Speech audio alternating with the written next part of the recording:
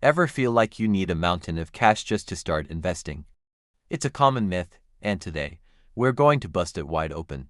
You don't need to be a millionaire to make your money work for you. In fact, you can start with just a few dollars. I'm going to share 10 smart, accessible ways you can begin investing with small amounts and start building your wealth today. Stick around until the end, because the last tip is one that almost anyone can use right away, and it's surprisingly powerful. First up, let's talk about micro-investing apps. These are game changers. Apps like Acorns or Stash are designed specifically for beginners.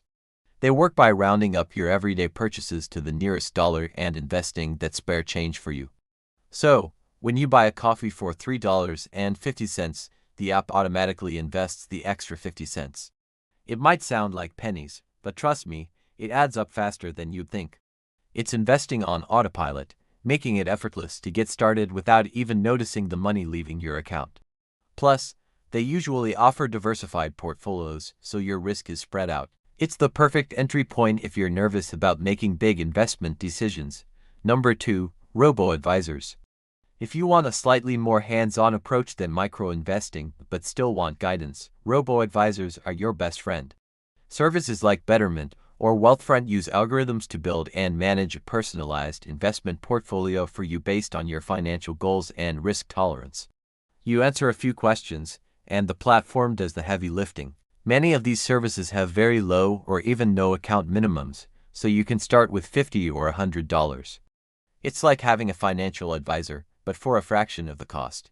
They handle the rebalancing and optimization for you, making it a brilliant set-it-and-forget-it strategy for growing your money over the long term. Third on our list is investing in dividend stocks or ETFs. Now, don't let the jargon scare you. A dividend is just a small portion of a company's profits that they pay out to their shareholders. Think of it as a thank you gift for owning their stock. By buying stocks of stable, established companies that pay regular dividends, you create a stream of passive income. Even if the stock price doesn't skyrocket, you're still getting paid, and the best part, you can reinvest those dividends to buy more shares, which then generate even more dividends. This is a powerful process called compounding. Many brokerages now offer fractional shares, meaning you can buy a piece of a high-priced stock, like Apple or Amazon, for as little as $5. So you don't need thousands to own shares in the biggest companies in the world. Next, at number 4, we have exchange-traded funds, or ETFs. Imagine you want to invest in the tech industry, but you're not sure whether to pick Google, Microsoft, or a smaller, up-and-coming company. Instead of trying to pick a single winner, you can buy a tech-focused ETF. An ETF is a basket of stocks, bonds, or other assets that you can buy and sell just like a single stock. There are ETFs for everything: the S&P 500, renewable energy, healthcare, you name it. This automatically diversifies your investment. So, if one company in the fund has a bad quarter, the others can help balance it out. It's a lower-risk way to get broad market exposure, and you can often buy shares of an ETF for a relatively low price, making it perfect for small-scale investors. Let's move on to number 5, peer-to-peer lending, also known as P2P lending. This is a really interesting one. Platforms like Prosper or Lending Club allow you to act as the bank. You lend small amounts of money directly to individuals or small businesses who are seeking loans. You might lend $25 to someone looking to consolidate debt, and another $25 to a small business owner expanding their shop. In return, you earn interest on your loans. The interest rates are often higher than what you'd get from a savings account. Of course, there's a risk that a borrower might default, but you can minimize this by spreading your investment across many different loans. It's a modern way to generate income from your capital. At number 6, we have a classic for a reason: contributing to a retirement account, like a 401k or a Roth IRA. If your employer offers a 401k with a matching program, this is basically free money. For example, they might match 100% of your contributions up to 3% of your salary. If you're not taking advantage of that, you're leaving a guaranteed return on the table. Even if you only contribute a small percentage from each paycheck, the employer match instantly doubles your investment. A Roth IRA is another fantastic tool. You contribute with after-tax dollars, but your money grows completely tax-free, and you won't pay any taxes when you withdraw it in retirement. You can open a Roth IRA with most brokerage firms and start contributing with very small amounts. Number 7. Invest in your own skills. This is an investment that's often overlooked, but it can have the highest return of all. Use a small amount of money to buy an online course, a book, or attend a workshop to learn a new, high-demand skill. Maybe it's coding, digital marketing, graphic design, or professional writing. For a small upfront cost, you can develop an ability that dramatically increases your earning potential.